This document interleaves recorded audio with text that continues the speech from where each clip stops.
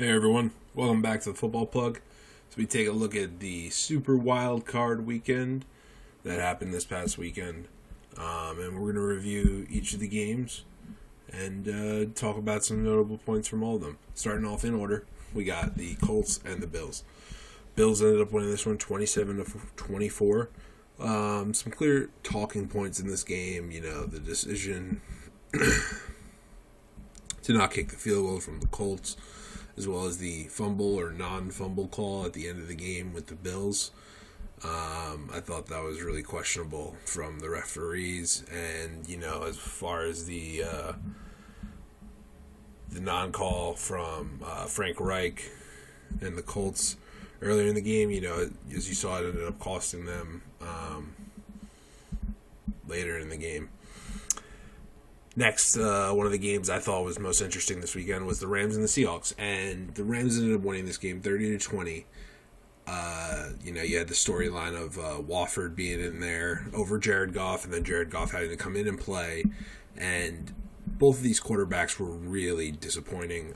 Jared Goff more so maybe expected and had an injury, so at least he has an excuse behind it, but Russell Wilson, I don't know what happened with that offense the second half of the year. They, I guess, got away from what they do best, and they clearly didn't run the ball enough. Brian Schottenheimer, the offensive coordinator, just getting away from what defines this team. And the two plays that DK Metcalf had, the touchdown passes, the only two, bright spots, were both almost, one was a clear broken play, and the other one was, Jalen Ramsey had him, he kind of backed off him in coverage, and Russ had some time, good protection from the offensive line. He was able to find him and then just sneak in the end zone. So really disappointing from the Seahawks.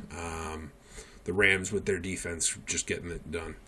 Next up, we have the Bucs and the Washington football team. The Washington football team, Tyler Heineke, props go out to him. I saw PFF had him as their highest graded quarterback this week, which says it all for a guy just basically coming off the street to come in and compete against the team with, Tom Brady, 6-time Super Bowl winning quarterback there. Really says it all. Defenses are really carrying these teams, it seems, in the playoffs, and that's what playoff football is about. Washington kept them in the game. Their defense, Heineke, he played well, and, they were just, not enough for, the Bucs at full strength. Next up, we move on to Sunday's games, and we have the Ravens and the Titans in a typical, grind it out, both teams trying to run the ball, defensive, playoff football game you'd expect. And the Ravens were able to come out on top.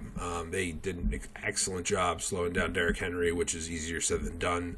Not many teams have been able to do that, and especially after the Ravens had some poor performances against the run earlier in the season, notably that I think it was a Sunday night game against the New England Patriots where they really struggled. They had some injuries, but they really put together a good game plan to stop the Titans, who have been electric on offense and only gave up 3 points the last 3 quarters. It's really impressive. The Saints and the Bears. Saints 21, Bears 9. This could have been a totally different game. Had Wims, I think Javon Wims caught that pass from Mitch Trubisky, the best pass Mitch Trubisky will ever throw in his career.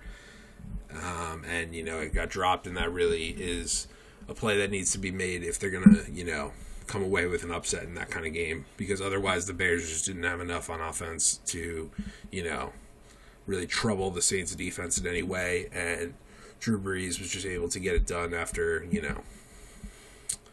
not being, electric, but he was able to, just methodically grind it out and get the job done.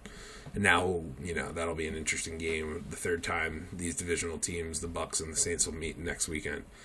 Lastly, the surprise of the weekend was, the Browns and the Steelers, and, really all that needs to be said is, what happened in the beginning of that game, right? The Browns were amazing. Fair play to them for coming out without their head coach and other players being out with COVID and just getting the job done. And let's see how far, this can take them. The Steelers are really disappointing into the season. But that's going to be all for this episode. If you guys enjoyed, comment, subscribe, and I'll talk to you guys next time. Thanks for tuning in.